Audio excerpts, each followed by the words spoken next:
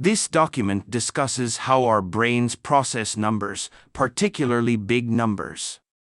It explains the concept of the mental number line and how our understanding of numbers evolves as we grow. But how do you even process 1,000 of something?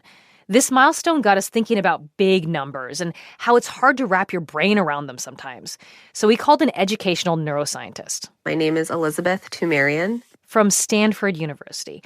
One of the things she studies is how the brain processes numbers, or doesn't. Our human brains are pretty bad at comprehending large numbers. And the same is true actually for really small numbers too. And needing to think about a nanosecond or a billion of something is a pretty new thing for humans. Our brains are evolutionarily very old, and we are pushing them to do things that we've only just recently conceptualized. Things like the size of our universe or the national debt or understanding how many seconds are in a year. For example, think about a piece of ticker tape representing the amount of time between us and when the Big Bang happened about 13.7 billion years ago. Where would you place the existence of the dinosaurs on that tape? Our intuitive sense would be like, oh, we think about dinosaurs as being a really long time away, and so we might put that really close to the Big Bang. Or maybe somewhere near the middle of the tape. When in reality, that's not right at all. Like, dinosaurs are really close to us in I think it's in the last, couple inches of a multi-yard thing of ticker tape. Today on the show, navigating the modern world with an ancient brain. We ponder the struggle that is processing big numbers and then figure out how to get better at it. I'm Regina Barber. You're listening to Shortwave, the science podcast from NPR.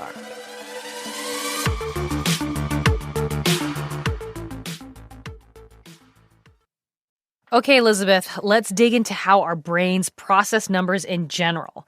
Okay, I understand that there's a couple of different systems at play when we think about numbers. How do our brains process single-digit numbers? Okay, so I think one thing that is helpful to start to think about is that our brains are really processing how much of something or how many of something there are in our environment. Okay. And then, as humans, we have created these sort of cultural inventions to help us have a shorthand for how much or how many there are. And that's our number system. Right. So when we have something like, the number 1, the digit Arabic numeral 1 or 2 or 3 or 4, young kids have to be taught to tie their understanding of what's in the world to this arbitrary symbol that we're telling them means a certain amount. And so we have, a couple of different theories for how this works. And we think that humans and kids really process 1, 2, 3, even 4 and 5 in a certain way.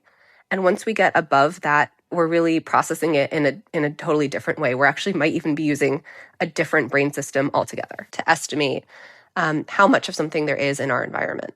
Okay, so let's talk about real big numbers now. So now we're beyond 5 and 6, beyond 100.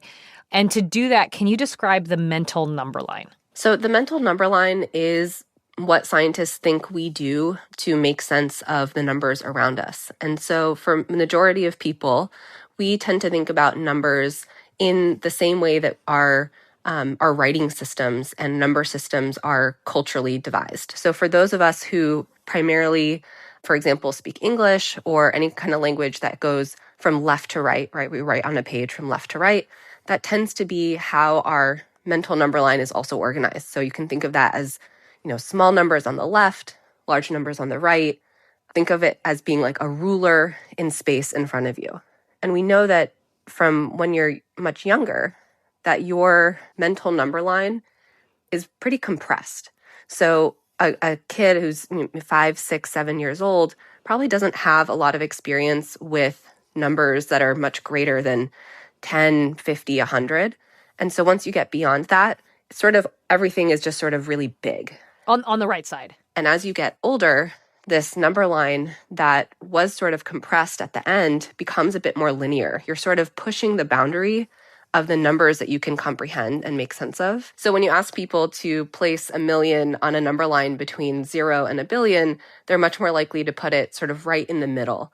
And we know that 1 million should be much closer to 0 than it is to 1 billion. Right. And so people tend to be really bad at judging the difference between number words that we use quite often and actually really understanding what do they represent in terms of how much they are. Even the idea of the difference between a millionaire and a billionaire, like that's huge. Right. But they tend to get kind of lumped together in that way. Okay, so why do you think our brains are so bad at comprehending these big numbers? So our brains are bad at comprehending big numbers because they're not actually intended to be doing these sorts of things. Our brains are evolutionarily very old, and we are pushing them to do things that we've only just recently conceptualized. And so our brains are designed really to help us understand generally how much of something is in our environment or how many of something, but it's not really built for doing these really precise, exact calculations. We certainly can use our brains in that way, but we're recycling these sort of evolutionarily old brain architectures to do something really new. So it's not our fault, but it's helpful to understand, why this is really a challenge, and then what can we do to help people. I like how you say it's not our fault because, like, in a 2022 article you wrote for the publication The Conversation, you say that our brains are really built more to compare than to count.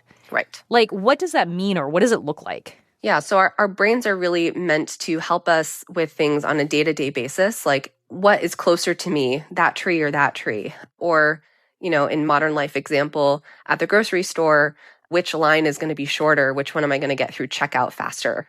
And so we have an entire brain system that is really helping us make those estimations that are based on generally how much of something is in our environment. But we're having to sort of use those structures along with other brain networks to do something like, how much money do I need to save for retirement? Or, how much data do I have on my phone? Or whatever other kinds of day-to-day things we're encountering now. Numbers are part of our everyday lives, and we're having to use these same kinds of brain systems to help us make sense of those kinds of numbers as well. Yeah, so what are some of the consequences of not comprehending big numbers? So to me, I think that some of the really important consequences tend to come down to things like financial decision-making, whether it's on a day-to-day basis or a long-term basis. I think it's really hard to estimate, like, how long is 30 years of my life or 50 years of my life? What does that mean in terms of what I have to save every day?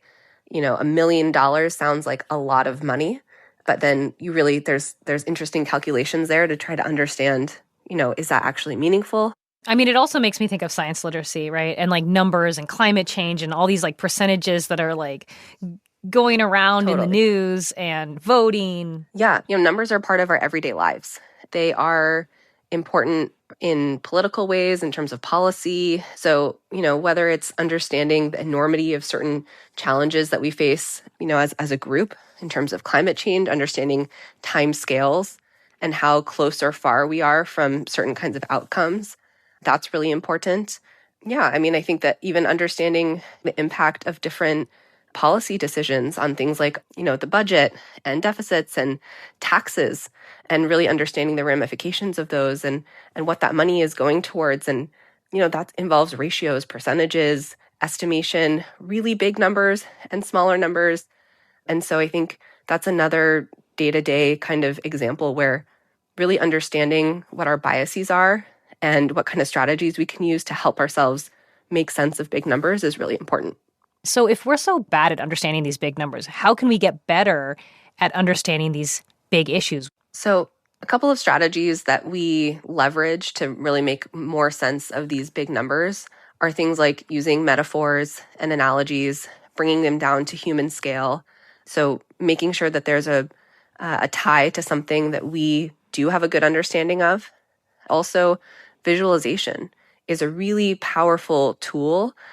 So whether we're talking about public health or public policy or climate change, or even just understanding, I don't know, how many cockroaches there are on Earth, how many plastic water bottles could go around the circumference of the Earth, or, if you really want to have people understand like a consumer decision, 9 out of 10 dentists recommend XYZ toothpaste. Like, that is something that people can really wrap their minds around. They can picture 10 people. They could picture 9 out of those 10 people But if you say something like 92% of dentists, it sort of does something a little bit different. Like, it is really helpful to bring it down to scale and tying it to something that's relevant in day-to-day life, and tying it to something maybe that has like emotional value is another strategy. And so unless we're using things like metaphors, making things really personal to us, being able to use visualizations, that's why data visualization is so important. Unless we use the tools that are available to help ground those numbers in something that is meaningful, it's very easy to be dismissive. Thank you so much, Elizabeth, for breaking this down for us, for helping me understand why I don't understand big numbers. Thanks for having me. And thank you, shortwavers, whether you've been here since the beginning or just listening for the first time to this episode. We love learning and exploring the universe with you. Speaking of learning, we're going to link the article we mentioned earlier that Elizabeth co-wrote with Lindsay Hassick. It's called Brains Are Bad at Big Numbers, making it impossible to grasp what 1 million COVID-19 deaths really means. It inspired this episode.